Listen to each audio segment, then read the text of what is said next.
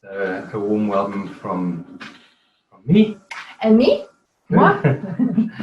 We're all very pleased to be here with each other, to meet up like this. We might be physically distancing ourselves, but we're very privileged that we do have the cyber connection that we have. So welcome to the family, and I hope that you all gain something from this evening. It's our greatest joy to share what we have to share with you tonight.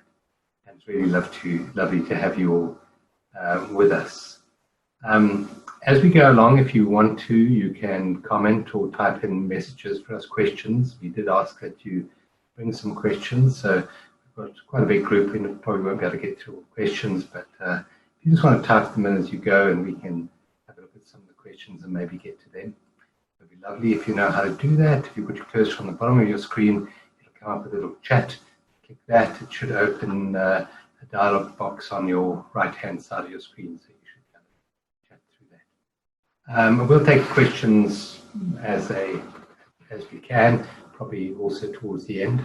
And do stay to the end, because at the end we've got a beautiful centering meditation, and we'll also be giving you 4 or 5 tools, very practical tools to help you navigate these times that we're in. So it's an hour and a half, and hopefully you'll be with us for the full hour and a half. That's really great. And then we've got some lovely, wonderful treasure chests, which we set up on our website. We've got a few things positioned there for you as well, which you can take a look at afterwards. Yeah.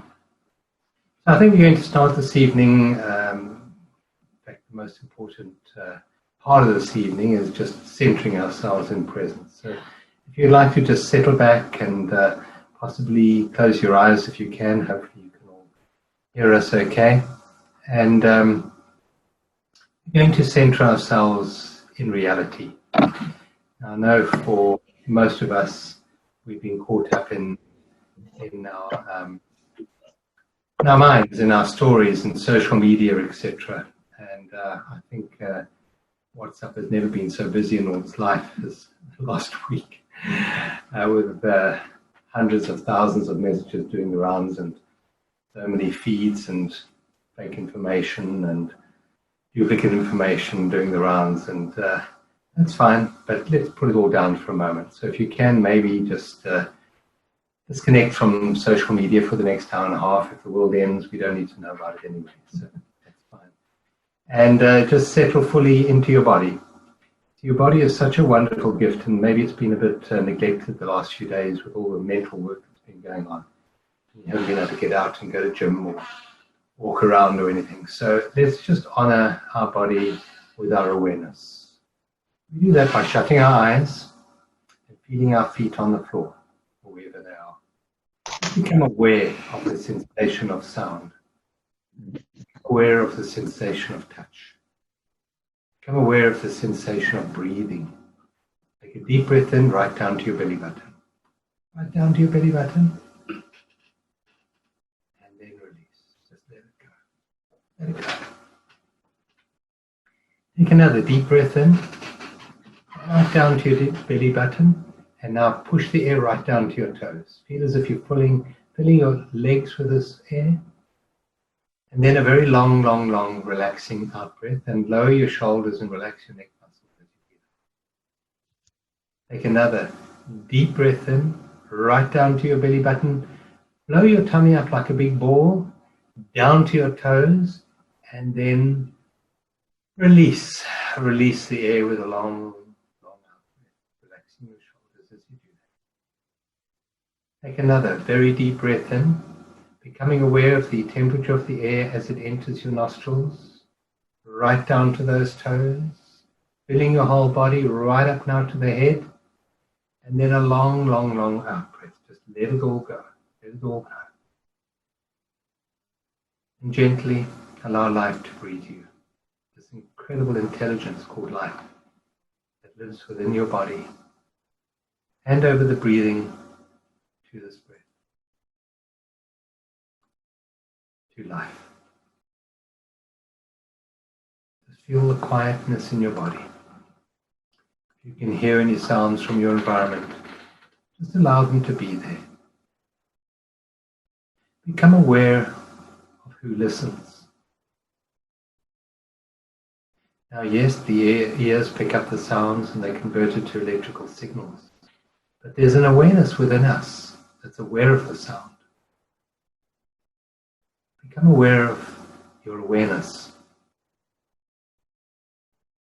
Become aware of the awareness of the chair that you're sitting on. Become aware of the awareness of your hands. Become aware of the awareness in your left hand.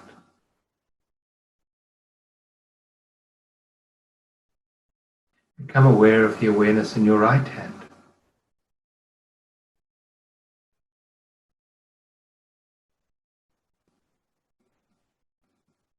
Become aware of the awareness of the sensation of temperature on your cheeks. What does the air in the room feel like on your body?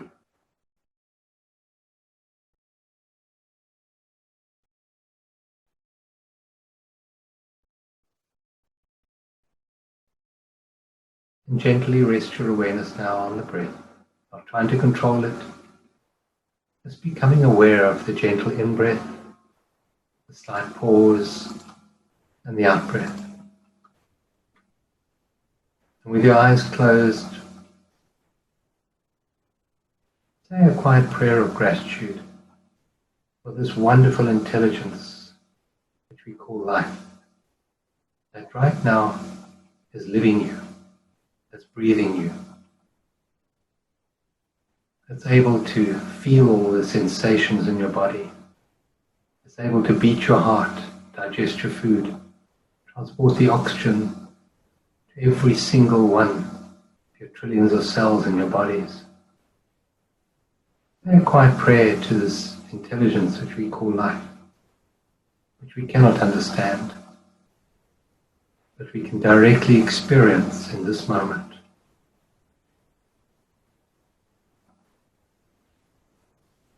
This intelligence is able to orchestrate in seemingly miraculous ways the functioning of your body.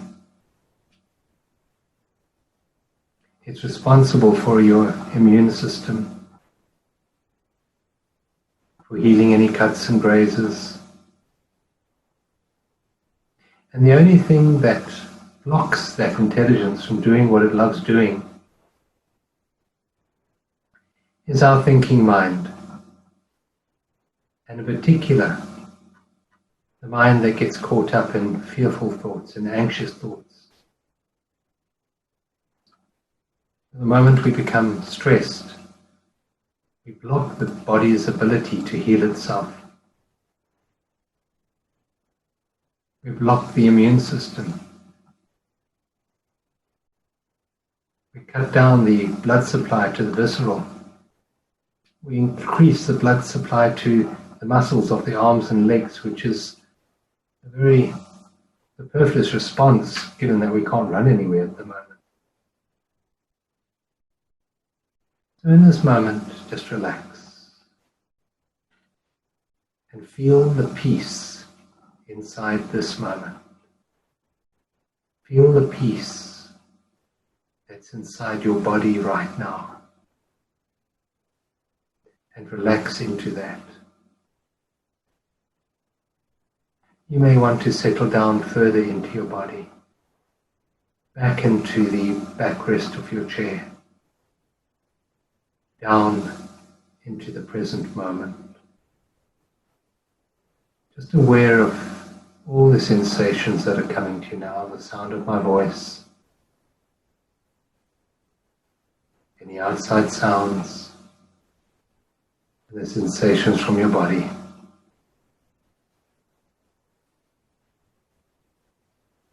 And having said a quiet prayer of gratitude for this divine energy we call life that animates your body, when you're ready, gently open your eyes. Thanks, John. Joy. Hopefully you're all feeling a bit more centered and a bit more present right now. Beautiful, yeah. Thank you. So we are waiting in anticipation for Michelle's wisdom. So Michelle, as you probably all know, is an astrologer, and a very good one at that, I might add. She's going to share a bit of her insights onto what is happening on the Earth right now in regard to what's sort of being indicated by the planets around us. So, can you enlighten us really? Okay. Well, first of all, I'm not what we would call in astrology circles a mundane astrologer, which means an astrologer that looks at countries and global collapses and viruses, because it's a very specialized field. But having said that, for the last year, if any of you, and I know a few of you have read my blogs, me and every other astrologer on the planet, with their salt, has been saying that something's coming. So it was predicted as a world war, it was predicted as a global collapse of the economy. Nobody actually predicted a virus, but it's absolutely in keeping with the astrology of the times. So without going into too much astrology, I'm just going to give you a sense of what's going on. For those of you that aren't familiar with astrology, astrology is really the study of energy. And obviously we're energetic beings. So we respond to the energy that the planets, whatever's happening up there is happening within us as well. And I've got a couple of slides that I'm going to just bring up that might just help me to make my points. Let me just get my slide presentation up. Do that. So astrology is based on this principle that all things in the universe are connected and in relationship to one another. So we are not separate from the stars. We are not separate from the planets. We are not separate from one another. Our cells are not separate from the other cells in our body. And I think this is becoming more and more apparent with this situation. So above, as above, so below, as within, so without. As the universe, so the soul. That's basically the fundamental of astrology. That's how astrology works. It doesn't cause things to happen. We're in concert with it. It's the law of correspondences. So that planets don't cause events, they don't cause circumstances, they don't cause feelings, even though it's nice to blame them. Like we can blame Saturn and Pluto right now, but we can't really blame them because they're just providing a mirror to what's going on inside and what's going on in the planet. And the planet's kind of had a guts full of us humans, I think. Now the big alignment that everybody's been waiting for all these years, and particularly last year, leading up to this year, is two big giants in astrology called Saturn and Pluto come together for the first time in 37 years, 2019 to 2021. Right now, those two planets that have come together are joined by Mars and Jupiter, which is literally, it's like sort of a big, huge volcano that's come to a head with all four of these coming together. So if you look at historical events in the past that are related to Saturn and Pluto coming together, 1914 started the First World War. 1947, the end of the Second World War, the International Monetary Fund was formed, Japan bombed, nuclear race began. 1982, 1983, the stock market crash, the Reagan recession, and the emergence of the internet, and HIV was discovered. So that's the last time Pluto and Saturn came together. So this is just an example of what's going on in the heavens now. I don't expect you to understand it, but if you can kind of draw your eyes to the bottom of the picture, you'll see there's a whole conglomeration of planets at the very bottom. That's Jupiter, Pluto, Mars, and Saturn, all in a very tight, what we call a conjunction. And all that really means is that there's concentrated energy, that this thing's been building for a number of years, been building, the pressure's been building until now. and this is when it's basically come to a head. So the energy of Saturn, basically, Saturn is the planet of maturity. It represents time. He's Kronos, Father Time. He represents earthly structural systems, banking systems, governments, buildings, everything that we can actually see and form. He represents structure. He also represents karma. He represents limits, control, restrictions. He forces us to reassess. So Saturn's got a 27 to 28 to 29 year cycle, which is broken up into 7-year cycles. And each 7-year, we have the 7-year itch. We're all familiar with the 7-year itch. It causes us to reassess whatever is in the realm of what's happening in our personal charts. So that's kind of very lightly, very broadly, the energy of Saturn. He rules matter and form, okay? He also rules our fears. Now Pluto has a very much longer orbit. He takes 240 years or so to go around. Pluto is the planet of transformation. He reveals the underbelly of society in our lives globally, depending on what chart you're looking at. So in this situation, we're looking at the planetary chart. Pluto is deep, it's intense. I see him as the plumber of the zodiac. He goes underneath the surface, puts his plumbing rods in and sucks up all the crap, excuse the French. So it comes up to the surface so that it's seen. And we all know that that's been happening over the last few years with the Me Too movement, with everything. It's almost like this all stuff that's been hidden for so long has come to the surface. Okay? He represents death, rebirth, and regeneration, and power. So when you put those two planets together, in astrology, what happens when you learn astrology is you learn keywords. So you can, for example, say the fear of power, the powers igniting our fears, the collapse or implosion of matter and form, the reassessment of the way we see power, transforming ourselves, transforming our form, transforming our structural systems, paying back some karma. So I don't know if that gives you a sense of what's going on. Does that make sense, John? I'm getting it. Okay. Slowly. Okay. Now Jupiter joins the party, and not to go into too much detail, but Jupiter is the largest planet in our solar system. I think it's 1,000 Earths can fit inside Jupiter. And when Jupiter comes in, which it has, to this bunch of planets, it expands everything. Now, Jupiter is usually seen as a planet it's a beneficial planet, it's a benefic, which means that it's positive. The only problem is that it's wedged in between these other two planets and Mars, which I'm coming to. So what it does is it expands everything in its pathway. So in this case, Jupiter's expanding the virus. It's expanding this crisis that we find ourselves in. It's the planet of growth. It's the planet of higher truth. So it's, in a way, it's fortunate that Jupiter's around because it's actually forcing us to go to a deeper level of understanding. Jupiter wants us to understand the highest truth. So Jupiter's caught up in this as well. He gives us perspective, and he enlarges anything that touches. Mars is the planet of war, it's the red planet.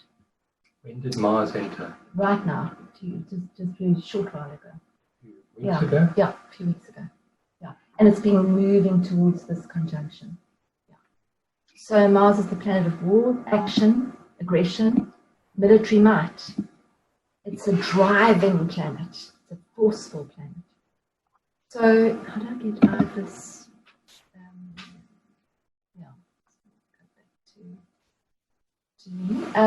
So when those four planets come together, this is what we're actually experiencing.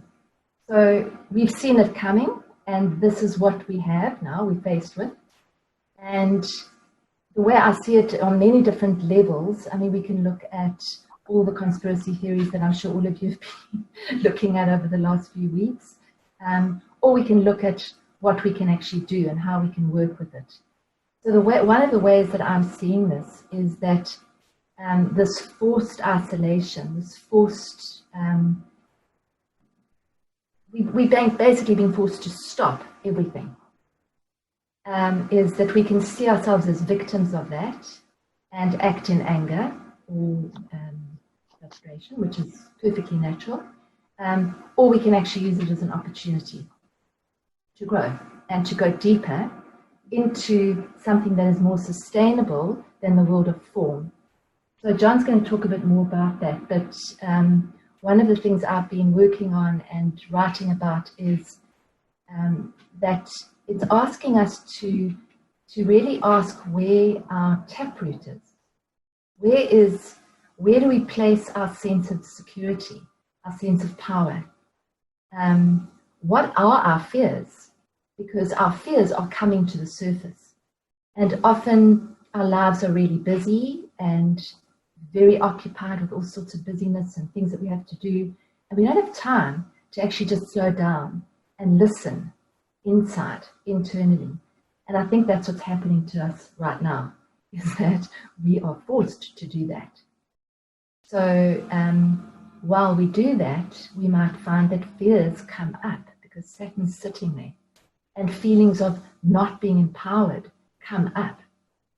And my take on that, and the way I'm working with it, the way John's working with it, is to feel the feelings that come up, and to feel if there's disempowerment that comes up. If you feel disempowered, which most of us are feeling disempowered to some level, because there's not a lot we can do. We just get told that we have to stay at home. And we go, okay. Right, well, we're at home now. And so what? Who knows what's going to happen? It's a mystery. And no astrologers know how this is going to play out. So it's a mystery to everybody. Astrologically, the peak of this thing in terms of, the astrology of it is going to be a peak in April, probably the 5th of April. Because what happens is everything moves together, and Pluto and Saturn come together very closely together at that time. Pluto and Jupiter.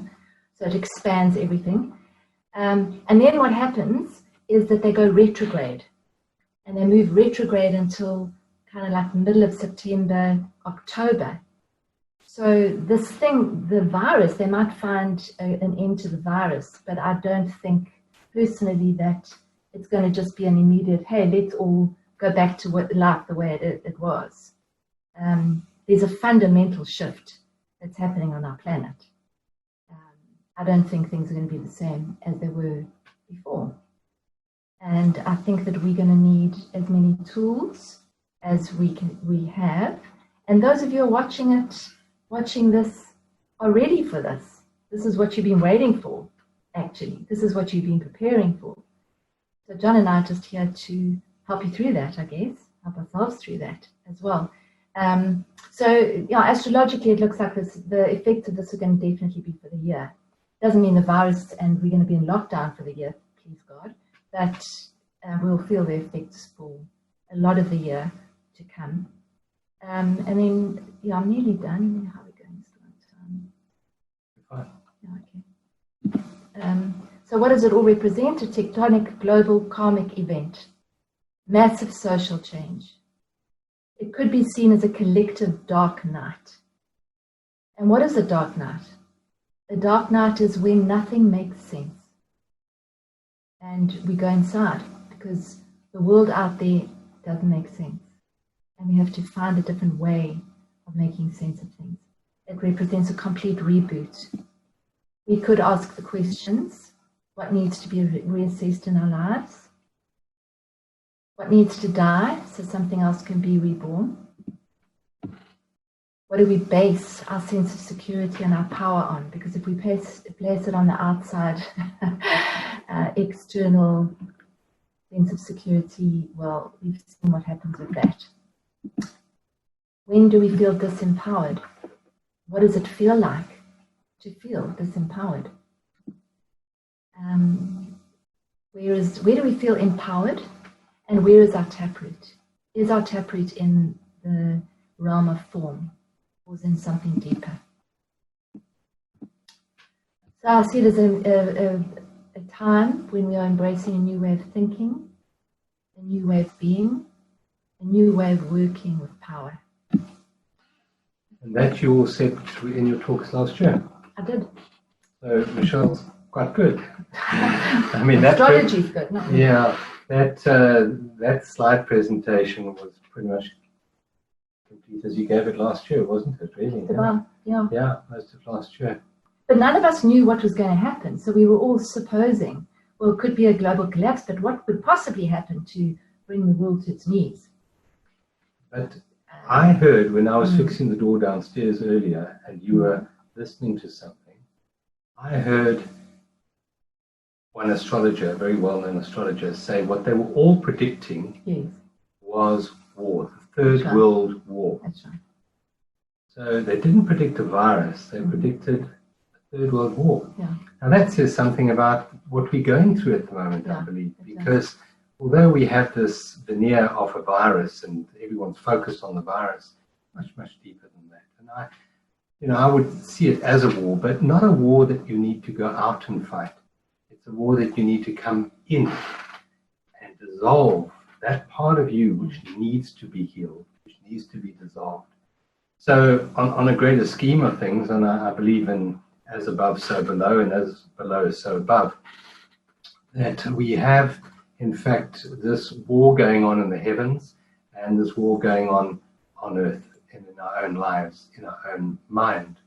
And a lot of you will probably understand what I'm saying because, as Michelle said earlier, there are a lot of fears that come to the surface when we are sitting at home. And I see even the sale of cigarettes is being curtailed, and alcohol, although I think people were a few days ago, so I'm sure people are stocked up for the next 5 years on alcohol and cigarettes. But maybe people are starting to maybe come off their addictions. And if we do that, I mean, one of the addictions we have is working. I mean, that's a huge addiction. Another addiction people have is exercising, going to gym. That's pretty much an addiction. It's a good addiction maybe, but it's still an addiction. It's an avoidance. And jogging, for example, running takes us away from the mind, because all addictions are really designed, or they're self-medicating procedures to medicate our mind. Because when you are jogging, what happens? Your mind becomes stiller. When you are gymming, your mind becomes stiller. When you smoke a cigarette, you come more into presence. When you drink, you become, it actually medicates your thinking mind a little bit, and it doesn't have the energy that it has if you're not dulled down a bit with alcohol or whatever, or work. And if these are all being deprived, if we are being deprived of our addictions, then these inner feelings which have been suppressed for years and maybe even lifetimes, who knows, they're going to come to the surface. And I can see in the confined space of our homes, I can see a lot of fireworks taking place as these feelings come to the surface. It'll break out possibly in our own fears. It'll be projected onto the other with anger, and we'll blame it maybe on the media or the government or our partner or the weather or the government or whatever. But we will go through this blame game. It will be part of it. And as Michelle suggested earlier, when these fears arise, realize that there is a war going on. And it doesn't require you to fight this war. It requires you to do the opposite of fight. Fighting is always predicated on a vibration of fear, which has ruled the world for a long, long time. And hopefully just now we can show a little video clip where I go through what fear is. And fear is an acronym that I use for false evidence appearing real. I am what I do, I am what I have, and I am what other people think of me. So that's the underlying vibration in the earth or on planet Earth for a long time. And it's really coming to the surface right now. Now, the antidote to fear is not war, it's love. And love is something which we can't understand. In fact, if any of you understand love, please tell me, because I'd love to understand love. Love isn't something that can be understood. It's something to be directly experienced. I'm sure all of us have experienced love in our lives, but it's not something to be understood. And love, on the other hand, if we use other labels to point us closer towards what's being spoken about when I use the word love, we can use the words like allowing, accepting. These are words that take us closer to love, because if someone truly loved you, they would allow you to be who you are. They would accept you for exactly as you are. They wouldn't want to change you. It's fear that gets us to try and impose our will on other people. It's fear that gets us to try and manipulate the other so that they will be as we as we think they should be, so that we can have our needs met. That is all fear-based. That's not love. Love is always totally allowing. And the first person, if you want to put it that way, the first being that needs to be loved is yourself. The first person that needs to be accepted is yourself. The first person that needs to be loved is you. And if we're not able to do that, as we haven't been maybe in the past, we will project that out onto the world. It's your job to love me. It's your job to accept me. It's your job to do whatever to meet my needs. So we project it out onto the other because we don't do it ourselves.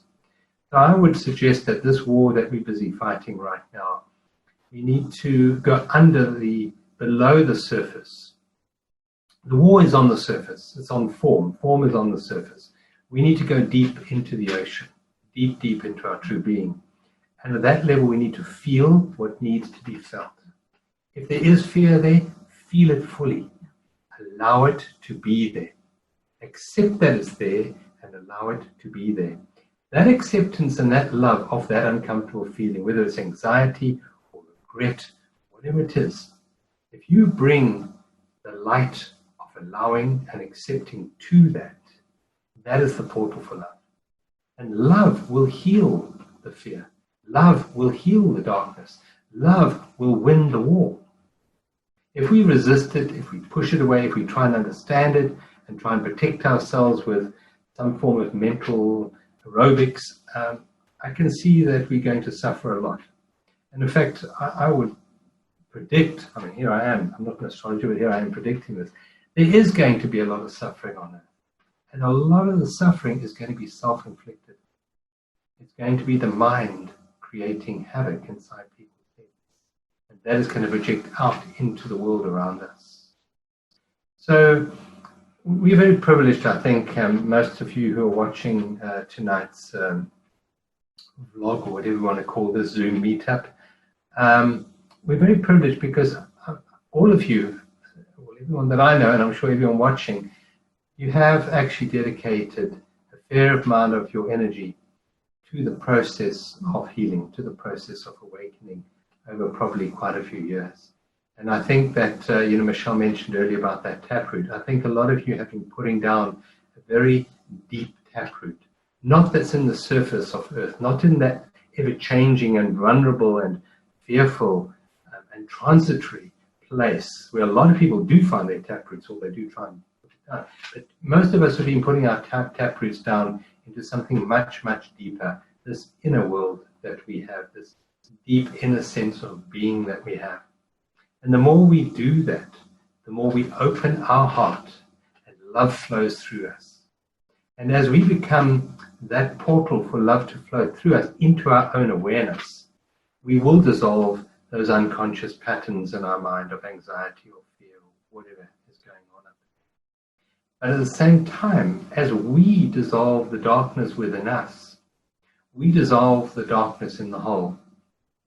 And the reason for that is because we're not built as a jigsaw puzzle. The old Darwinian, or Isaac Newton way of seeing the world is a mechanistic billiard ball table where we all separate, we're all mechanical parts of a machine, put all the parts together and it works.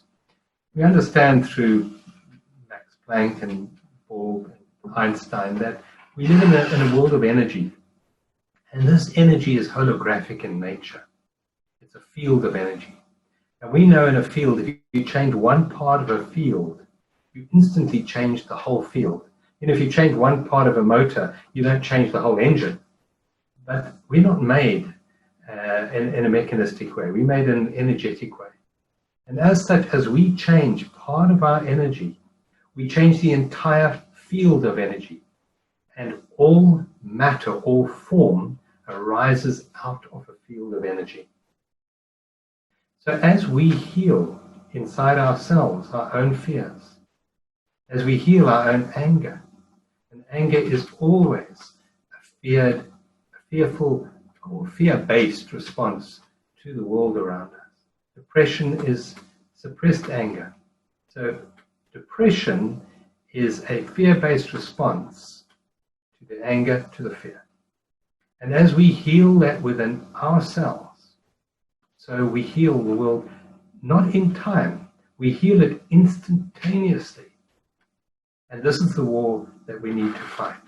This is the war that we are now given the opportunity to participate in, not with anger, not with resistance, but with acceptance, with allowing and with love. And the more we heal that within ourselves, we will see the response in our partners, in our children, and in the other people that we maybe participate with in our lives, our parents, colleagues, etc., etc., etc. This is a very necessary process that we're going through. On my video, my other video clip, which I'll probably show in a moment, I mentioned that the Chinese word for crisis has got both, the crisis, the difficult part, but it's also got opportunity in there as well. So it's a combination of those two. So yes, we are going through a time of great transformation and challenge, but at the same time, there is great opportunity here for awakening. Great opportunity.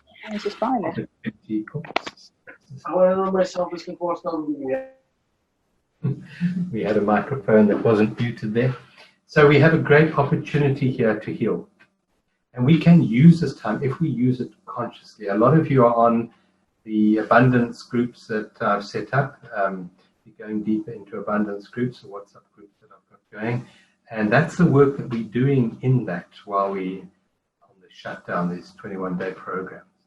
And so this time must be spent very wisely, I think, not getting caught up in conspiracy, not getting caught up in anger or fear, but actually dedicating your very precious time of being at home to this inner work that needs to be done at this time. And if you can just look at it this way, if you can say that, or if you can see it, that there are not very many people as a percentage of the world population who are as awakened as you are. But it only takes a square root of 1% of the population of Earth to shift for the whole planet to shift. The so-called 100th monkey syndrome, where a tiny percentage of consciousness has to shift for it to have a ripple effect throughout this field that I spoke about earlier, for the whole to shift. Now, the other thing that I mentioned earlier is as above, so below. So this war that's taking place on Earth is also a war in the heavens, if we thought of that way. There are also opposing energies that we are surrounded with in the cosmos. There are energies of fear and energies of love. Now, the energy of love way, way exceeds the tiny fragment of fear. That having gone through the cycle that we have gone through, called the Kali Yuga, which is only a tiny fragment of the total cycle. It's a 26,000-year cycle, and the Kali Yuga is only 2,400 years. And we've now exited that. But there's still a residue of that energy, both on Earth and in the cosmos. But this is the end of that energy. But you know what happens if you've been doing some studying, for example, if you've been at school or maybe at university, at the end of your studies, what do you have to do? What happens at the end of your your year, you have an exam. An exam isn't there to punish you. It's there to see, do you really know what you have been reading? Do you really know what you've been experiencing? And that's what we're going through at the moment. So it's a time of application of knowledge. And out of the application of this knowledge will come wisdom. And that wisdom is absolute gold as we move into the new earth. I'm absolutely confident that the earth will make it through this time of transition. It'll make it through successfully. Because in my personal experience, there's a huge number of people who are awakening at this time. But it's not assured, it's not a definite. We have to do the work. We have to actually do this inner healing work. And the inner healing work, I'll come back to that again, and we will show you some tools at the end, which maybe will help you a little bit to deal with these emotions that are going on within us. But the work is really acceptance, allowing, which opens the portal for love to flow through. And just to remember this one point, that love is not a commodity, it's not a thing. It's not something you can actually give, and it's not something you can receive. Love is all that is. That might sound a bit weird, but love is all that is. We have created within us a mind, a thinking mind, that is miraculously able to block love. And all we have to do now is we have to dissolve that mind. And as we dissolve the mind, we become like a tap that's open. And the moment the tap is open, the water flows. As we become open, love flows through us. We don't have to give it. We don't have to do any work. There's no work in this. It's actually a case of just opening your heart. And love will flow through you, healing you, but also into the world around you. That's the work we have to do. Because what does fear do? If you're fearful, what do you do with your hands? What do you do with your body? What do you do with your whole body language? You close down. And this process that we're going through, the process of opening. And even if you do it with your physical body, if you take your hands and open your hands and see how that feels, your heart opens. And the more open you are, the more love can flow through you. As love flows through you, it flows into the field. And the minds that have created this crisis are embedded in darkness. And when you have darkness in a room, you don't have to understand darkness. You don't have to even go and fight the darkness. All you have to do is put on the light. And as you open your heart through acceptance and allowing and presence, the light that shines through you will automatically start to dissolve the darkness that has allowed these unconscious beings to do what they have done on earth, not only now, but over thousands of years. So be an instrument for light, be open, and realize that this is a personal journey, but the personal journey is very important to the overall cosmic journey as well. And I think just on that point, if obviously you guys might not understand astrology, but the fact that you can see this in an astrology chart very clearly, actually, means that there's a divine order, because otherwise you wouldn't be able to see it. So we have to accept that even though we can't understand it, it's supposed to be happening. And so that kind of gives me a level of acceptance, in the sense that, okay, what is happening? It was going to happen. Something like this was going to happen. And so now it's not a question of why or trying to unravel it with our minds. It's just saying, okay, well, it's happening. How best can we grow from it? How can we share our love with the world? How can we be the agents of change, as opposed to buying into the mass fear and hysteria? If we think back to 1994, how quickly did apartheid end? How quickly did the wall in Berlin come down? Very, very quickly, very unexpectedly. And that's how quickly the external world changes with a change in consciousness. So if we can just take the advice from Gandhi and be the change we desire to see in the world. If we want to see a world of freedom, if we want to see a world of peace, if we want to see a world of love, we have to be that. And the time to be it is not tomorrow, but today, right now, in this moment. I would suggest that you invest as much as you can over the next few days, the next few weeks, centering yourself in peace and in presence. So the video clip which I prepared earlier, do we have time for? Mm-hmm. Yeah. So I prepared a video clip, and I'm going to show it to you. For those who have done work with me, prior work with me, you will have seen the map that I'm going to share.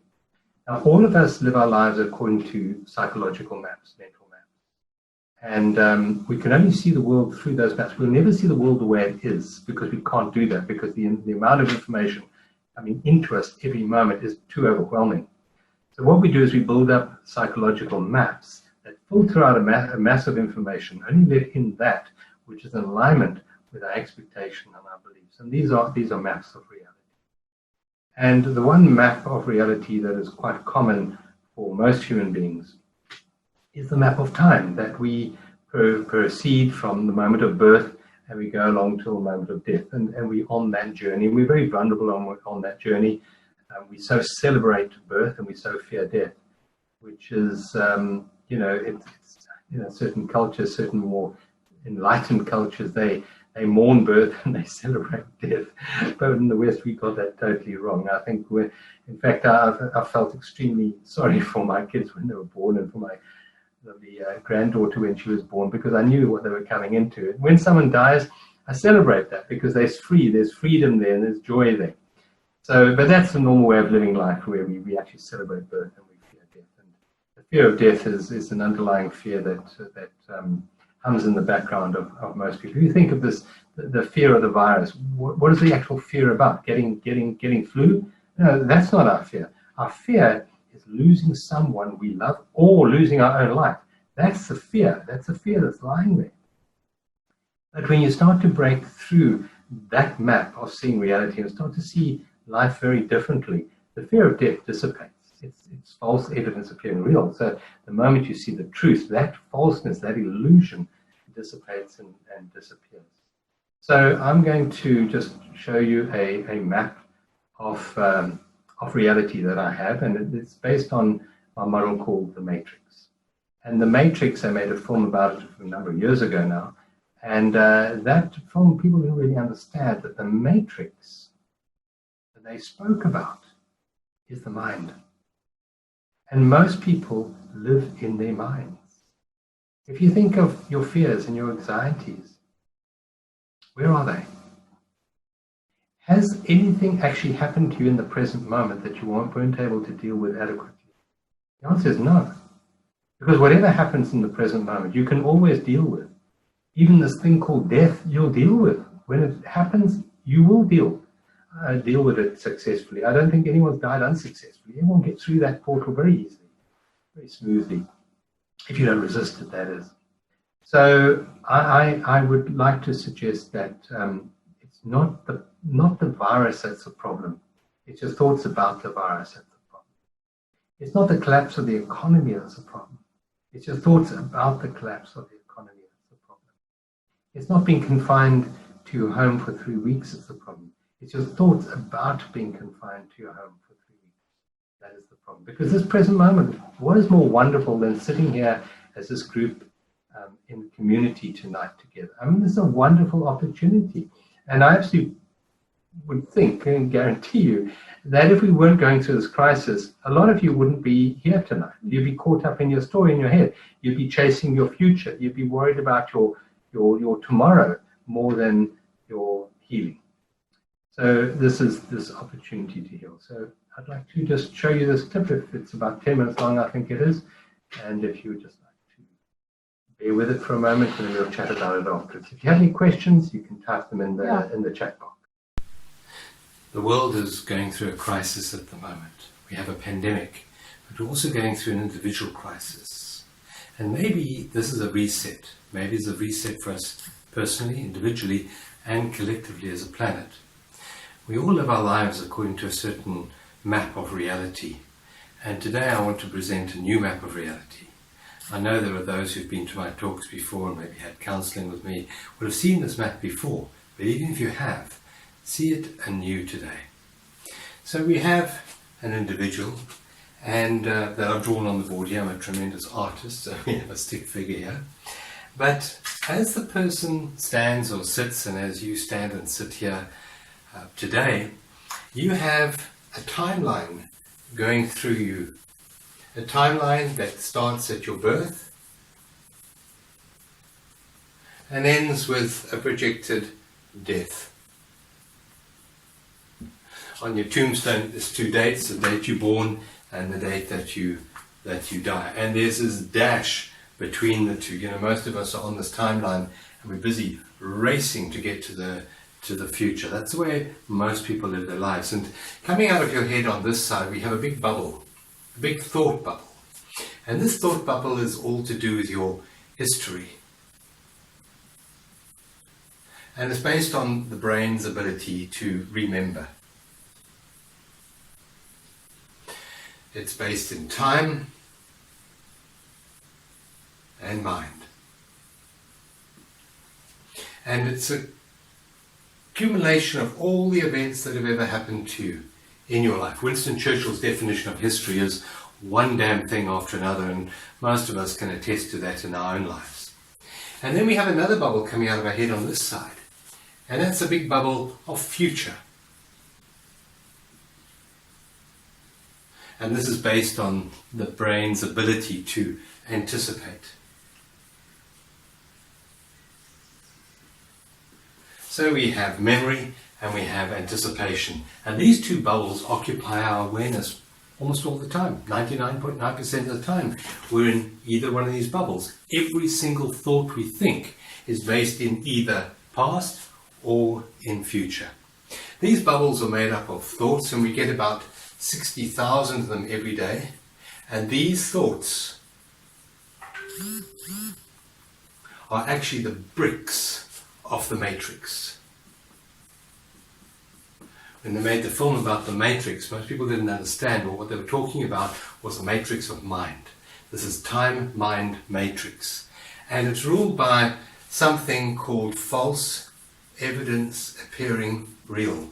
All of our past and all of our future is predicated on an underlying vibration of energy, which we call fear.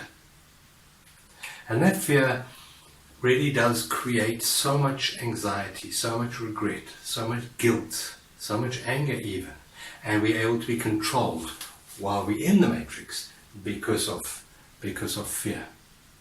So these thoughts that we use every day to build the matrix, the interesting part about them is that 95% of the ones that we used yesterday are repeated today. They're redundant, they're repetitive thoughts.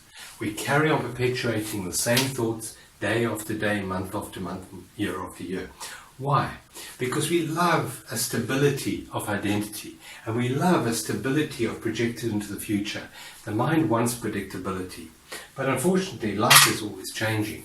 If we don't, however, change the subconscious programs that we're running on here, our future will be pretty much the same as our past, because we create the choices that we make, the directions that we move in are all dictated by the subconscious programs that we have running within us. This way of living your life is normal, absolutely normal. Most people spend most of their time in the matrix. However, normal is also mad. And unless we wake up to the insanity, I believe that we're going to even destroy the planet that we're on. If you want to know how mad this is, if you go to a sanatorium and you meet a completely mad person, and they accost you in the passageway, and they're telling you this whole story that they've got going in this reality, and you look at them and you listen to them, but you can't actually connect with what they're talking about because there's no grounds in the present moment for what they're currently telling you. It's just one big giant story that they believe 100%. Now they, we know, are completely mad, but don't we all do that? We have all these thoughts, 60,000 thoughts going through our mind all day long. And if we didn't have the ability to suppress, these thoughts would come out of our mouth and we would be locked up pretty soon as well. See, most of us are insane. Most of us are mad because we're so caught up in our thoughts. The degree of sanity is the degree of presence. The further you move away from presence, the more mad you become. That person in the asylum has no degree of presence in them whatsoever. They have no connection with you in this moment. They have no connection with reality around them in the moment. They're completely caught up with that story in their head. And how many of us are like that? How many of us are caught up with the story in their head? Let's talk about this pandemic for a moment. We have many fears about the pandemic. We have fears about us catching this virus. We have fears about our loved ones catching this virus. We have fears about the poor people catching the virus. We have fears about the economy collapsing and us not being able to function anymore in the way that we used to. The businesses collapsing, for example. These are all fears. Are they real right now? Do you have the virus right now? Are those around you dying? The answer is probably not. But the fears, the thoughts about a possible scenario create this anxiety within you. And so we're living in a concentrated state of fear and anxiety. And this fear and this anxiety is pretty much controlled and perpetuated by the virus in the media. So both social media and mainstream media. Because through fear, you can control and manipulate people. That's what happens. But there is a better way to live. And I would suggest now is a very good time to start waking up to this other way of being in the world. And this is what I call the vertical plane. So we have here the horizontal plane based in time, mind, past and future, from birth until death. But the other way is when we start to see that there is a vertical plane, what I call the depth of life. Depth of life. In fact, it's life itself, because your body is in this vertical plane. Your body is alive. You're alive. And this is life itself. This is life itself. Where this is a mental construct, this is actually real. It's reality. We can give this the name spirit if you want. Spirit. That's a very good word for it. On the horizontal plane, we can call this the human doing. Always active, always going somewhere. This moment is not where it's at. I always want more. I want more experiences, more safety, more security, but more time. Where in the vertical plane, we have the being. Now you in truth are the human being only when you are present, completely present. That is the now. So another name for this is presence. Presence.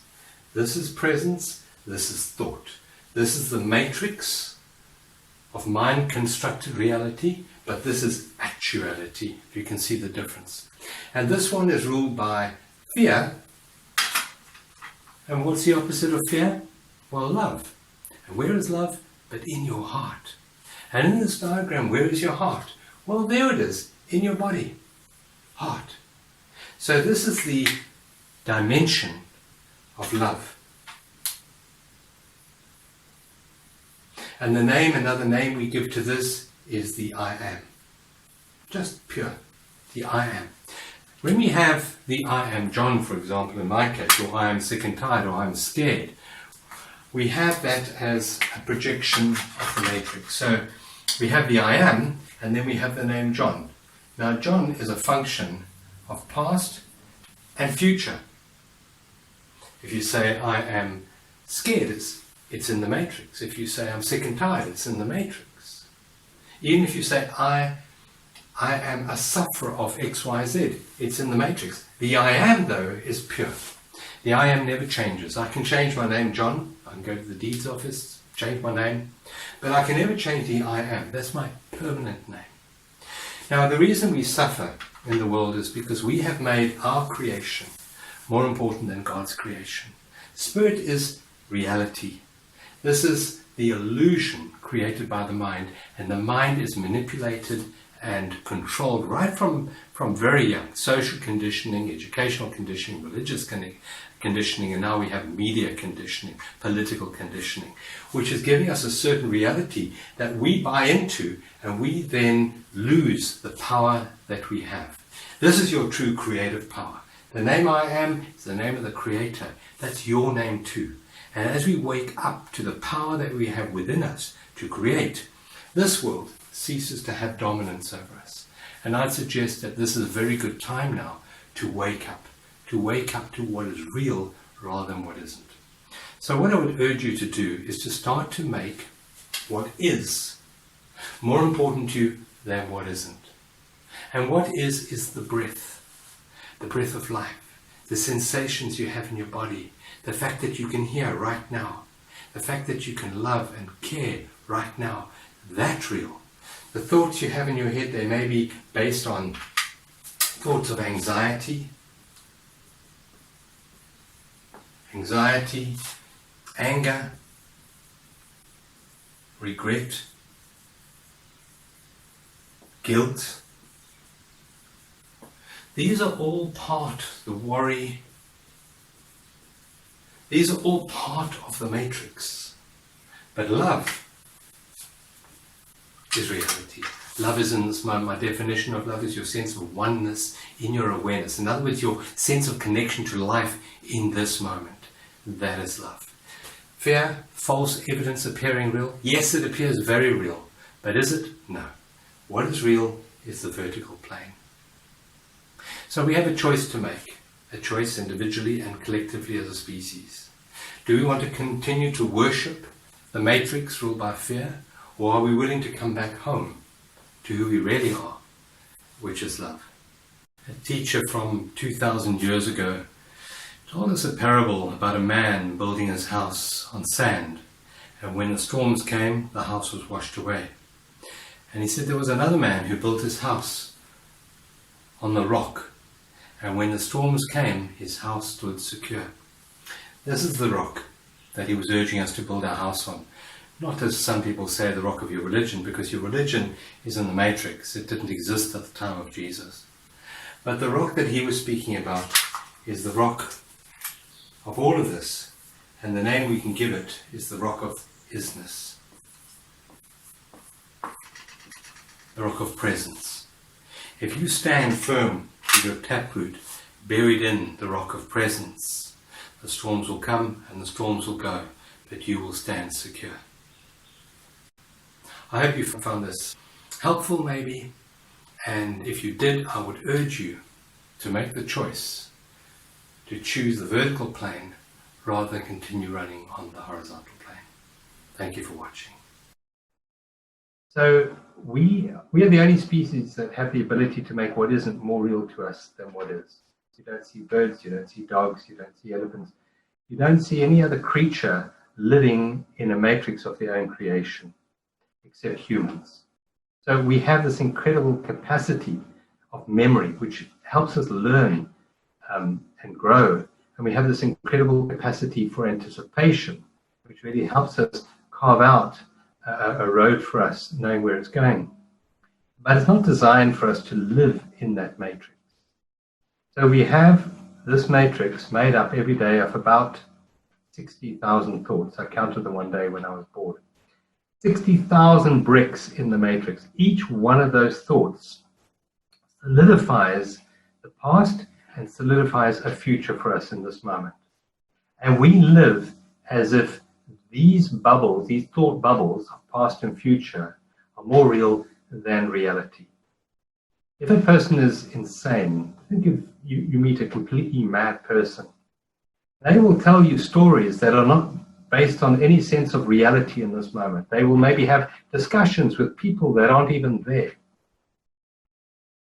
And what is lacking in them is presence, completely lacking. Now think of yourself as you go through your day. How much time do you spend actually present in your body? And how much time do you spend in your mind, in your head? And the degree of separation between presence and the story of yesterday and tomorrow is the degree of madness. Now, that matrix that I draw on a horizontal plane is normal. It's actually normal to live on that horizontal plane of time, going from past to future, going from birth to death, always chasing time. That is normal. But normal is mad. And we are reaching the point now where this madness has become totally destructive.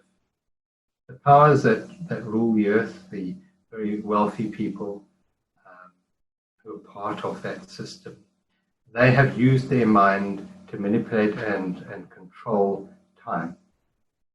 And if you play that game, you will lose, because there are people way more powerful than you. But there's a portal, there's a way out of the matrix. And that is where, if you can think of these thought bubbles as a matrix in a sign of infinity going through you. So you have this big bubble on this side and a big bubble on this side, but they collapse as they come through your prefrontal cortex of your brain. They collapse into nothingness, into presence. When you're completely present, that matrix disappears. And all your fears, all your anxieties, all your regrets, all your jealousies are all based in that matrix. When you collapse the matrix and come into what I call the vertical plane, which drops down through the horizontal plane, in Christianity we have the sign of the cross, which is very symbolic of the human experience intersected with spirit. You are spirit, you are energy, you're pure unconditioned consciousness. When you're able to stand in the center between your human self and your spiritual self, or what I call being, this is being and that's human. We have far too much human in our awareness and not enough being in our awareness. As we come into the being, which is no thought, no identity, no past, no future, just the isness of this moment, we open that portal which I spoke about earlier, and love flows through you. Love comes through the open doorway of presence.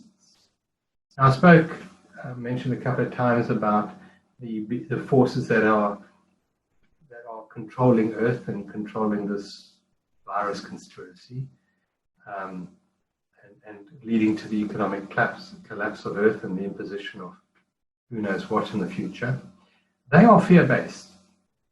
And the antidote to fear, the antidote to darkness, is love and light. And you open the doorway as you enter your vertical plane. If you remain on the horizontal plane, the doorway to love is shut.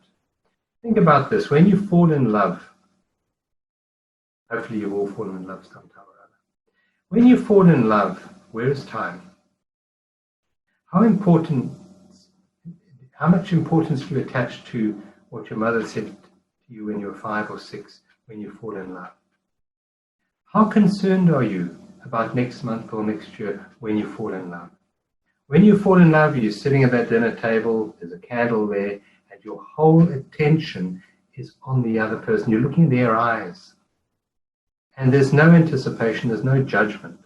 In this moment, there's complete acceptance. You're very accepting of the present moment. If you're busy judging the other, this relationship is not going to go anywhere. But in that state of pure love, you are open to the isness of that moment. And in that moment of isness, love flows through. Your heart is open, and the love flows through you into the world. That is love. And aside there is, what happens to your immune system when you're in love? It improves, drastically improves. You don't get sick when you're in love. What happens to your strength when you're in love? What happens to your intelligence when you're in love? What happens to your problem-solving skills when you're in love?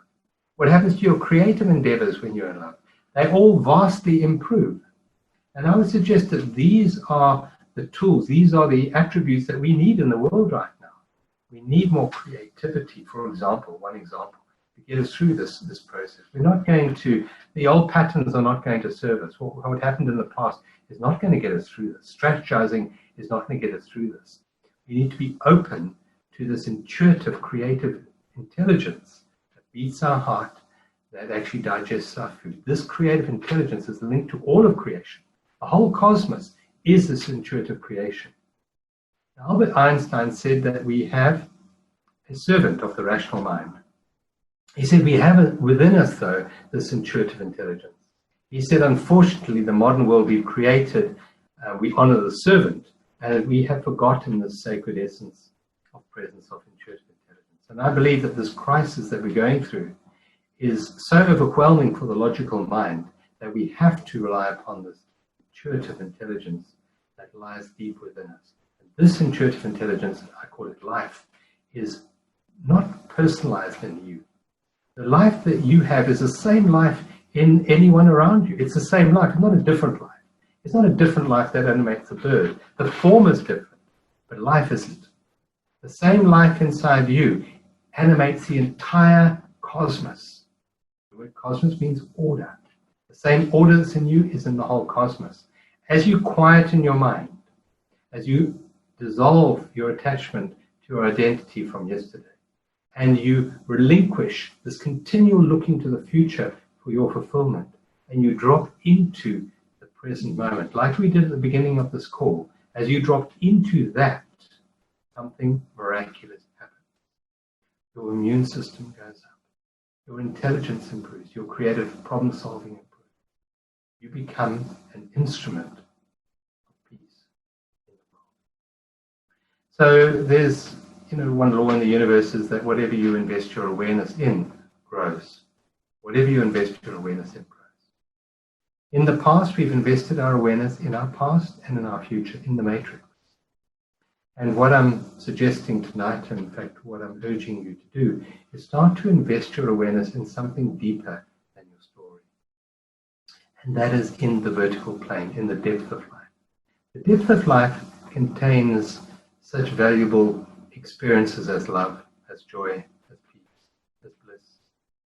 And we can give this vertical plane a name. We can call it being, if you want to call it that. You can call it spirit, if you want. You can call it unconditioned awareness, if you like. And Michelle mentioned earlier about the taproot. And that is your taproot. So Jesus, in the Bible, he told a parable about a house that was built on sand, and when the storms came, it blew away, and about a house built on a rock. And when the storms came, that house stood firm. Now, the house is you, and the storms are here, right now. And that taproot goes down to the rock of what I call isness, of presence. And a lot of you have done a lot of digging deep. A lot of you are fairly centered in the present moment. We need to invest more of our awareness in that. The more we invest our awareness in presence, the more we anchor our roots into that rock. So as the winds come, as they are, and as they will increase over the next maybe few weeks, few months, we are unperturbed by it. The world comes and the world goes. Circumstances come and the circumstances go. But we stay firmly anchored in presence, in the awareness of love. And that feeds the field out of which the new earth is being birthed.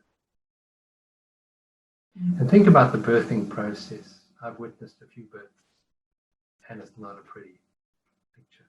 In fact, when they call it natural birth, I don't see much naturalness in that birth. But it is a difficult process, giving birth, and this is what we're going through right now. It's a difficult process. And if we get caught up in our fears and our anxieties, then I believe we are part of the problem, not part of the solution. I would urge you all to start anchoring yourself more and more in the vertical plane, in the depth of life, and disconnect from the story of life, which the media, both the mainstream media and social media, is going wild at the moment. I mean, the biggest virus we have at the moment is not the what's it called, the Corona 19, whatever. That's not the biggest virus. The biggest virus we have at the moment is the media feeding fear. Fear is the biggest virus at the moment. And it's not an accident, people. There's a guy in America called Noam Chomsky, and he came out with a book many, many years ago called Manufactured Consent. If you want the people to walk in a certain direction, you have to manufacture consent. And there's nothing that motivates people and gives them their consent without fear. Fear, really, people go along with something. And I believe that this is a manufactured situation as far as fear goes. And the antidote for that is love, is peace, and is So as we invest more in our centeredness, we become a tool of transformation in a very positive way, for not only for our own lives, not only for those people that we count as special in our lives, but for all of humanity. Any questions, anybody? I think they're still here. Well, we've muted all your microphones, but you can type. If you have any questions for us, that's great. I'm sure we're still going to get some tools, and we're also going to end with a meditation. Yeah. Any questions? Anything that Michelle shared? If you'd like to know when the planets are going to start behaving themselves, you can ask now, and we'll tell you. In the near future. Oh. Hi, Michelle. It's Agatha. Hi, Agatha. How are you? Hi.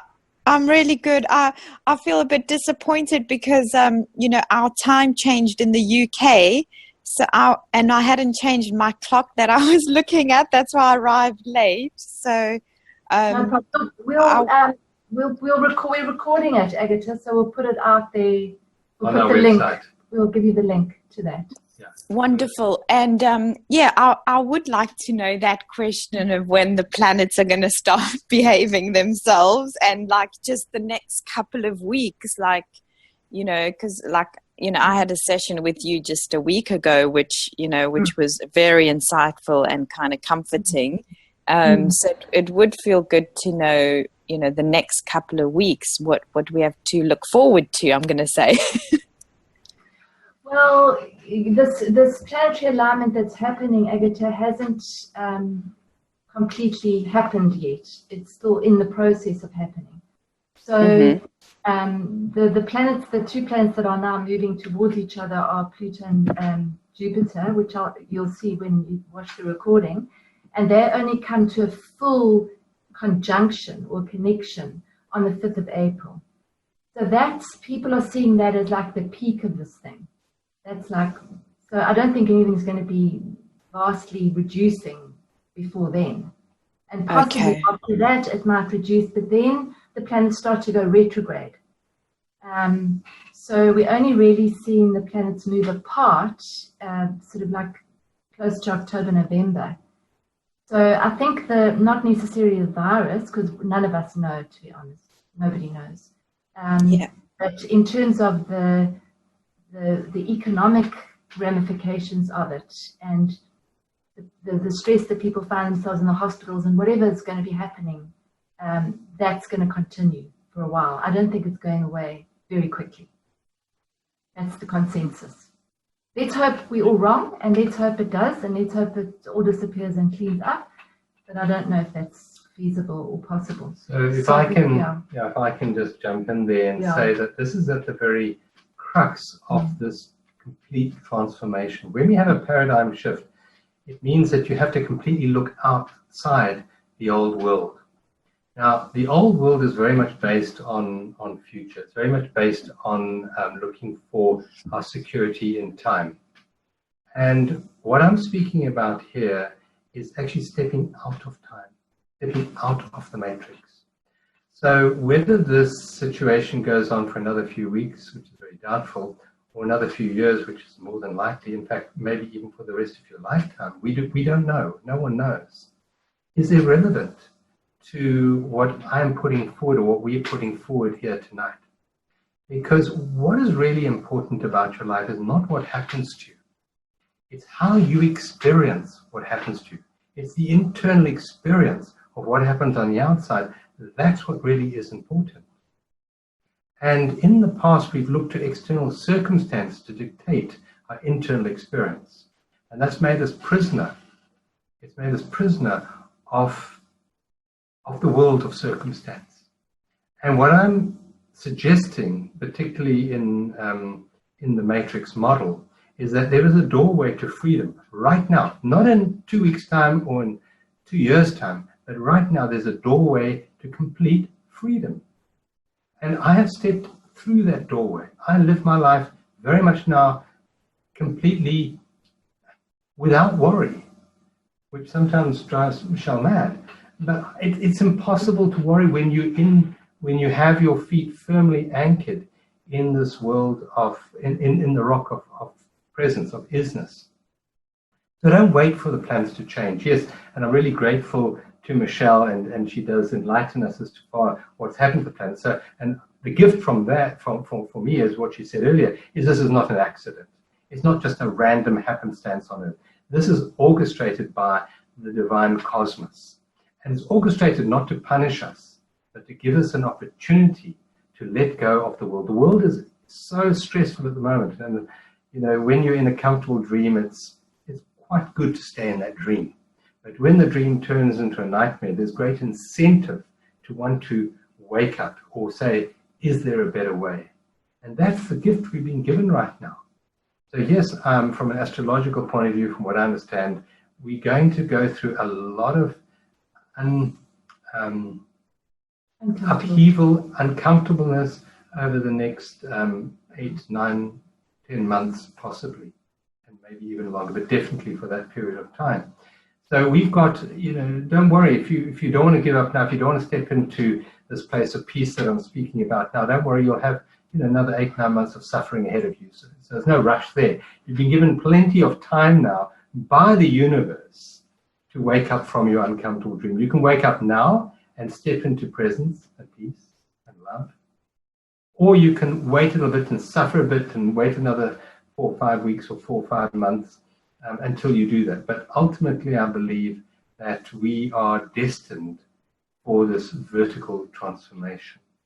And if we do not make it today, then the universe will say, no problem, we'll give you a few more things to squeeze you tomorrow. So it is hard for us because we become so addicted to the story, to yesterday and tomorrow. And I understand it's hard to give up any addiction, but there's great incentive now because we don't give up our greatest addiction, which is thinking. If we don't give up that, we are going to suffer. So we have a question here. Yeah, it says, thanks, Agatha. It says, John, is regular meditation the key to digging deeper? Mike Collier. Thanks, Mike. Yeah, hi. The word meditation simply means no mind. And the only place that you have no mind is when you stand in the center. When you're off center and every single thought you have takes you slightly away from centeredness, you cannot have a present thought. Every single thought you ever have is based either in past or in future. And every thought is polarized with positive and negative energies. And as such, you can't be at peace. So the word meditation means to be centered in this moment with no mind. And practicing formal meditation, I would highly recommend. I do not start my day ever without a half-hour meditation. And I've been doing that for 20 years, and I do not miss a day ever. Recently, I've extended that to about an hour and a half, up to 2.5 hours. And it makes such a difference in the quality of your awareness, the quality of your life. So yes, meditation, I would highly suggest, particularly at these times that we're moving through at the moment. You can do it guided. You know, there's plenty of audio programs that you can get to help you through that process. The optimal is just to sit quietly with a candle and enter a state of peace. And it normally takes, for most people, at least 20 minutes of sitting there before your mind decides to give up a little bit. So be patient with yourself, but do dedicate, particularly first thing in the morning, and that's the WhatsApp groups that I'm running at the moment, the Going Deeper groups. There's a morning meditation, and that's really powerful, that as well. Yeah. You have another question? Yeah, the other thing is the John's model with that horizontal line and the vertical line. What really helps me in terms of during the day, because it's great to start your day with meditation, end your day with meditation, do gratitude practices. That definitely brings you into that center point. Just looking at a flower can bring you into that center. Doing things with care brings you into that center. Mindfulness, being very clear about what you're doing. So that diagram that John is talking about, if you can imagine, I use something that he told me with the steering wheel. So you can kind of almost see that you're holding a steering wheel, and when you see or you feel that your mind has gone hearing off to the future, like what's going to happen, how am I going to pay the rent, what's going to happen to my business, etc., you can just breathe, take a deep breath in, and bring the steering wheel back to the center point. Because it means that your mind has gone to the future, or your mind's gone to the past. Oh, I'm sad I couldn't do this, so I couldn't do that, or whatever it was. That shouldn't have happened. Because that's what our minds do all the time. So I use that a lot during the day, when I can become aware of the fact that my mind's gone hearing off into the future or the past. And if I can just bring my attention to my breath and bring it back to now, it really does work immediately. So that's a really good tool. Yeah. And the breath. So just over and over again, just bringing your attention back to your breath. 2 or 3 conscious deep breaths bring you into that place. So you set yourself up in the middle, in the morning, ending your day like that, but throughout the day, bring pauses in, bring breath in. And any of you that do meditation or yoga or anything like that will know about the breath and the power of the breath. I know Tracy's here, she's a yoga teacher, she teaches this. So just some tools, the breath, the steering wheel, power of the pause, and just check in with your body, and check in with the senses as well. So Which we did in the beginning. We did that we're going to do it when again. we started, yeah. So just checking in with your 5 senses, that brings you into the present moment. So just to add something here. there about the, We've got another query here. Okay, just to add about the breath, the power of the breath. It's called the breath of life. And when you align your awareness, when you become aware of this wonderful thing called the breath, which is not a thing at all, but when you become aware of that, you reconnect to your divine essence. And so the exercise, the one tool of being aware of your breath, is very, very powerful at taking you out of the matrix, which is a world of unrealness, into alignment with life itself, which is the breath of life. Just taking one slow, conscious breath with full awareness is enough to take you out of the matrix. And if you can do 3 like that, you'll find a greater level of peace within you. And that tap that I spoke about earlier, that tap will have opened. And this power of presence, which comes through what's called grace, comes through you, through that open tap. And that's exactly the same as that steering wheel exercise that Michelle was speaking about. When you find yourself trapped in the past, you notice your steering wheel, it's pointing to yesterday. You put your hands on that steering wheel and you bring it back to centeredness. As you center that steering wheel, you'll find this energy come through, the energy of presence, and that does the work for you.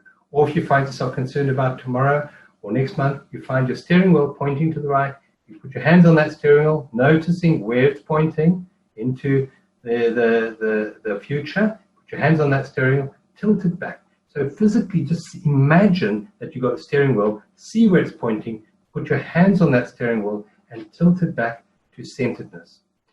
As you do that, you will feel you become more sensitive to this incredible power of presence, which is very real power that comes through and initiates the healing process in you.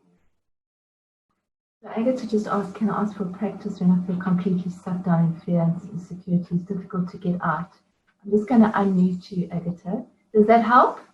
Yeah, I was just going to say you kind of answered my question already with all of that. I mean, that's very, very useful. So thank you. Great. Yeah, and I think just in terms of, I think that the more you do it, the more you become aware of it, and the easier it is to go into that place and to bring it back. So it's almost like the pendulum at first, especially with a crisis or a shock. A lot of us are in shock right now. Everything's changed. The whole world has changed, like within 2 weeks. So the mind goes dilly. It just goes going screaming from side to side. And so to slow that pendulum down is to do things a bit slower and take your time and breathe and bring the pendulum slowly in.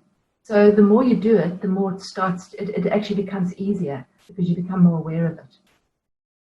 takes practice. Yeah. You must remember that you've It's taken practice. years and years and years to embed yourself in your mind Yeah. matrix. So be very patient with yourself. Be very Yeah. understanding with yourself.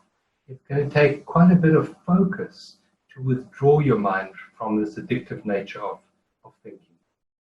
But it's worth the effort. It'll be hard in the beginning. It's like learning to walk. If you remember how many times you fell down before you learned to walk. How many times did you fall off your bicycle when you were learning to ride the bicycle? But you persevered and you did it. The same with this. The benefits are profound and huge if you align yourself with the depth of life as against the story of life. And again, I just warning, the media is all about story, and it's a fear-based story. Don't feed yourself with that. You know, we live healthy lives. Most of us are aware of health, and we don't put toxic substances in our body. But we continually put the media, which is toxic, into our mind. Disconnect from the mind. I gave up television 20 years ago because I was on a detox program there. I had quite bad arthritis, and I wanted to detox my body, and I detoxed my mind as well. So detox yourself from media, and also a lot from social media. Be very selective as to who you engage. Yeah, what John and I are going to do is during this time, this, what do we want to call it? Should we call it retreat time instead of lockdown? I don't know. But we're going to do this every week. There's no charge. So just as a reminder, as a platform to chat, to ask questions, to support. So if you're already on our WhatsApp group, that's fine, because we'll just send you the new link for the new meeting. And if you're not on the WhatsApp group, we can send you the link to that. So just let us know, just drop us an email or WhatsApp and we'll put you on. So that's just as our ongoing support during this, because I think that we need the help that we can get. And we're also we're putting a page together with stuff that we find that helps us along the way. There's one that we posted on a chat that Eckhart's done. And as we find stuff that we find is helpful, we'll put that on as well. Obviously, there's a lot on the internet, and you guys are perfectly capable of looking for yourselves, but we can help you with that. So just to recap from my side, the tools that I would urge you all, just a few tools that we're leaving you with tonight, is the tool of breath work. Be in your body. Your body is always present. It's only your mind that goes places. So one is breath work. Two is feel your body from the inside. Number three is become aware of that pause in your life. Just to stop for a moment and pause. The steering wheel exercise as well is highly recommended. There was a woman a number of years ago that lost her son, a 17-year-old boy, to leukemia. And I gave her that exercise. And in 2 weeks, she phoned me up. She said, I want to come and see you. And she came to me and she said, thank you so much for that exercise. She's healed. She's healed of the depth of her grief in 2 weeks, just by using that exercise, not once or twice a day, but hundreds of times a day, to bring herself back into presence. Because she realized through that exercise that although she was missing her son, the energy that she loved within him, was here with her in this moment. And when she went into her mind about her son, she left him. When she came back into presence, she was one with that life that animated his body. So if it could heal a grieving mother of the death of her son, and she only had one child, in 2 weeks, it can also work magic with you. And then the other tool is meditation. Practice meditation. You're at home, dedicate first thing in the morning if you can to at least half an hour or an hour and a half to being still, being quiet. Maybe you can dedicate a part of your home to that. Set up a little altar, have a candle, maybe incense.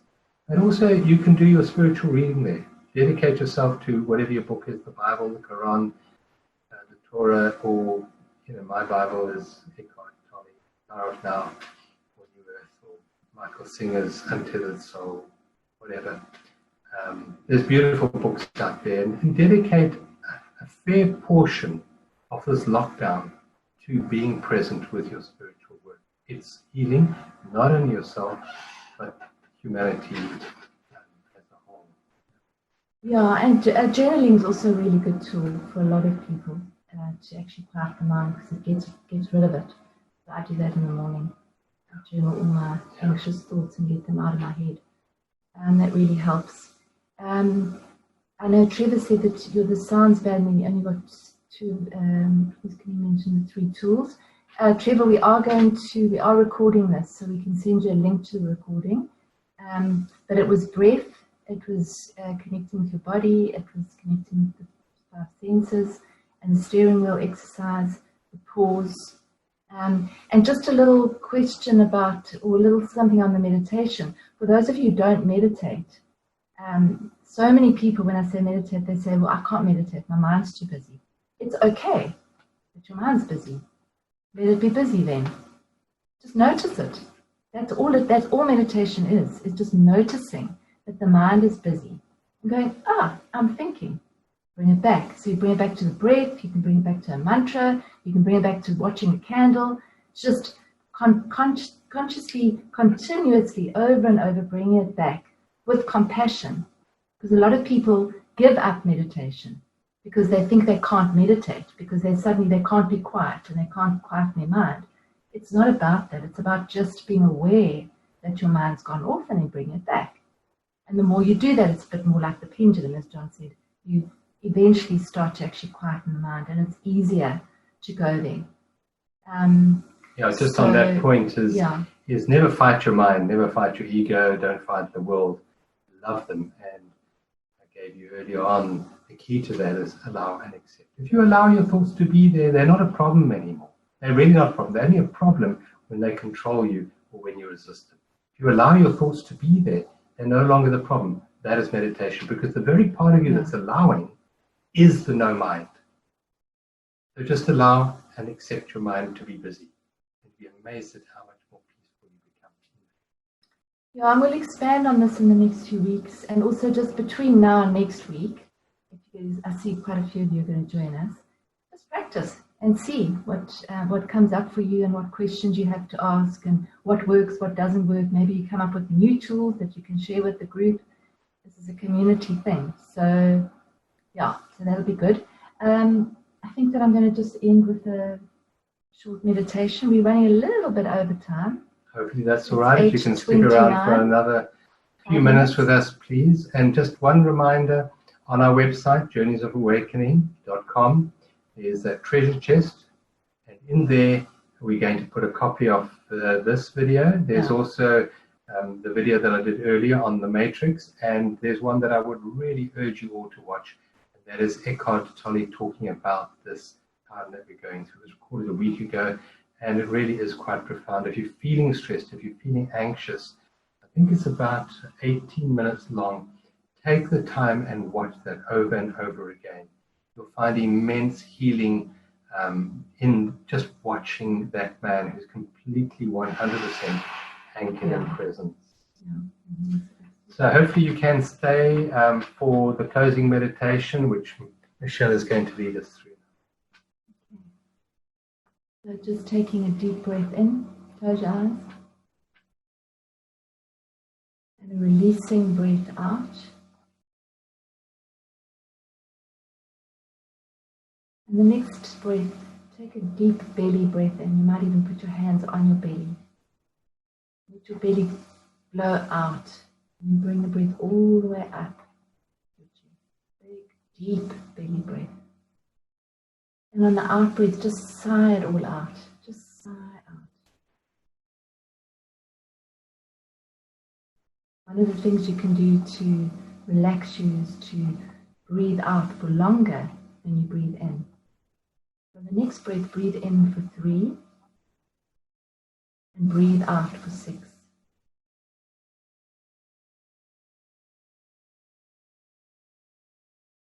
On the next breath, breathe in for 3, and on the out breath, just relax your body. Just drop the tension. This is a way that you can start your morning meditation. It's just basically slowing your breath down. And with each out breath, softening a different part of your body. So for now, we're going to just soften the shoulders and drop the shoulders. All hold tension in our shoulders. So drop the shoulders. Imagine a beautiful white light above your head. Imagine that it's a beautiful white light, waterfall of light. Soft, graceful, cleansing, beautiful white light coming in through the top of your head. Let that light swirl in and flow throughout your head. And as it does that, let it soften your eyes. Allow your nose to soften. The little muscles around your mouth. Soften your ears, the jaw, scalp. You can just soften everything, and then down your neck, into your shoulders. Breathe out and just soften it. Drop in. Bring that energy, that light, all the way down through all your organs, through your torso, front and back, all the way down your spine, down into your pelvic area. Now down, let it go right down into your legs, into your feet. You can feel the energy in your feet. Now let that light go down through your feet, into the ground. Let it spread out like roots, with a big, huge taproot going all the way down. And keep that light coming in through that taproot, through the crown of your head, all the way through your body, and down through your feet into the taproot. Keep that energy going. Now imagine that light coming up from the bottoms of your feet. Coming all the way up through your body, through your legs, through your torso, up through your neck, through your head. Imagine a fountain of light coming out of the top of your head. So you are a conduit for the energy from above and below. Now take that energy, take that light, a little spark of that light, and put it inside your heart. And breathe into that flame, an intention for this next week, for you. Something that's going to help you navigate what all of us are going through.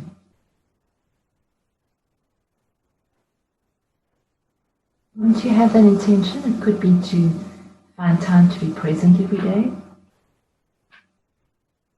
It could be an intention to meditate. It could be an intention to read a book, make a piece of art.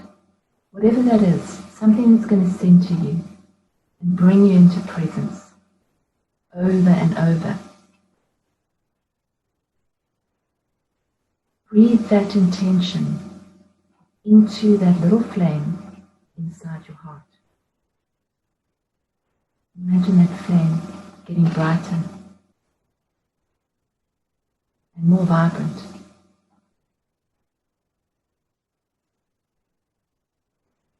You can say an affirmation here to yourself.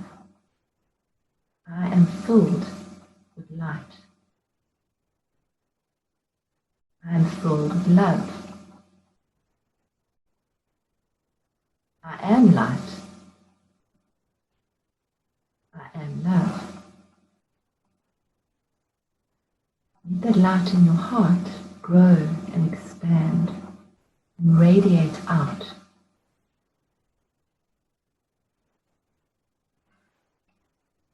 And in this place of presence, you do this during the week. If an emotion arises, a feeling, an uncomfortable feeling, if your mind goes into anxiety, just notice it compassionately, as you would if your child came to you and said, "Mommy, I'm scared." Say, "It's okay, sweetie, you can be scared. Come back, come home, come to me." And you be there for yourself, whatever that feeling is that comes. Feel it as fully as you can. Breathe as you're feeling that feeling. And it will start to dissolve under the light of awareness. You just stay with the feeling, whatever the feeling is that arises, and just bring yourself back to the heart, to the breath, to the present. So continuing to breathe, connecting with your breath, reconnecting with that heart, intentionally softening and opening your heart. We always have a choice whether to restrict and shut down or open. We suggest you open, not close. So stay open. Keep your heart open. Keep your heart soft. Set that as an intention for yourself. Reconnecting with your breath. Take a beautiful deep breath in. And a releasing breath out. And just check in with yourself. Check in with how you're feeling. It only took a few minutes. Maybe practice that. When you're ready, in your own time, gently open your eyes.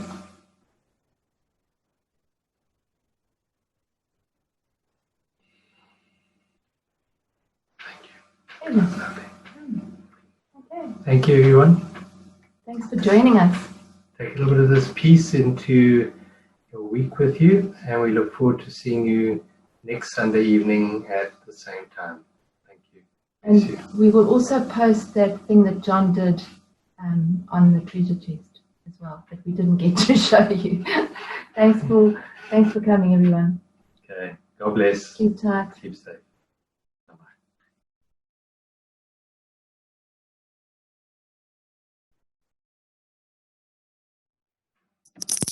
I just wanted to say thank you after everyone left. That was like so helpful. It's Agatha, Michelle. I know. Thank you. And sorry, is it John? Sorry, John, I haven't met you. Yes. Hello. Hi, Agatha. Hi, thank you so much. That us. was, yeah, it was just, my time with Michelle is always feels like super precious, and I feel, the love in what she does, and like the two of you together are like wonderful. So thank you, because it's the first time I've been on something with the both of you, and like that balance of what you each contribute just, works like lovely harmony. So thank you, because it has been a few tough days, I think, for everyone. Mm-hmm. So yeah, just those little practices are really important. Awesome. Yes. So thank you very much, and please will you whatever you did last time to send me the link for the next chat. Lovely. Take care. Thank you. Thanks, really. Take care. Thank you. Bye-bye. Bye. Bye-bye.